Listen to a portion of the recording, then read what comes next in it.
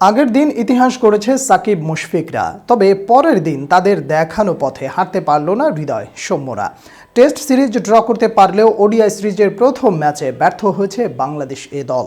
সাইফ হাসানের দুর্দান্ত অর্ধশতক আর রিশাদ হোসেনের ঝড়ো ইনিংস সত্ত্বেও পাকিস্তানের মাটিতে দিনটি রাঙাতে পারেনি লাল সবুজ জার্সিধারীরা। হারতে হয়েছে ৮ উইকেটের বড় ব্যবধানে। সিরিজের প্রথম ম্যাচে এমন হারে কিছুটা হলেও অস্বস্তি বইছে বাংলাদেশ শিবিরে।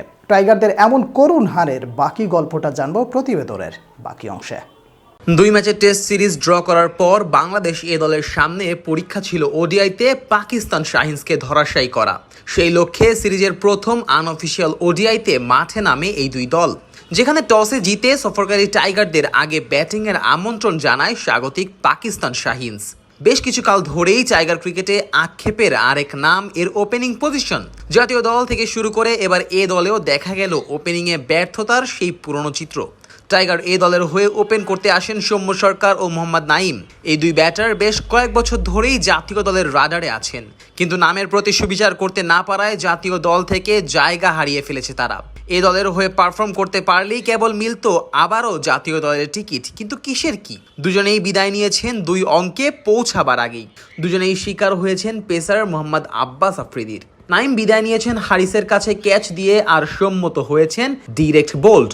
৩০ রানের মাথায় ২ উইকেট হারিয়ে তখন সব চাপ এ দলের উপর। তবে সেখান থেকে দলের হাল ধরা শুরু করেন টেস্ট ম্যাচে শতক পাওয়া সাইফ হাসান।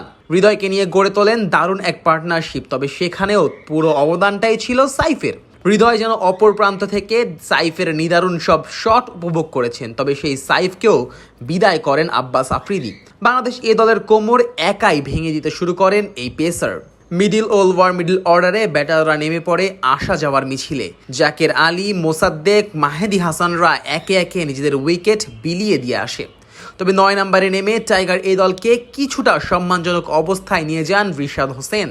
৪টি ৪ ও ২ ৬-এ দলকে ২০০ পেরোনোর স্বপ্ন দেখাতে শুরু করেন এই লেগ স্পিন অলরাউন্ডার। তবে তিনিও থেমে যান ব্যক্তিগত ৪০ রানে। তবে তার ৪০ রান না থাকলে হয়তো টাইগাররা অল আউট হয়ে যেত ১৫০ রানের আগেই। শেষ দিকে রাজার ১০ ও রুয়েল মিয়ার ১২ রানে ভর করে ১৮৩ রানে গিয়ে থামে বাংলাদেশ এ দলের ইনিংস। পাকিস্তান শাহিনসের হয়ে সর্বোচ্চ ৫টি উইকেট নেন আব্বাস আফ্রিদি।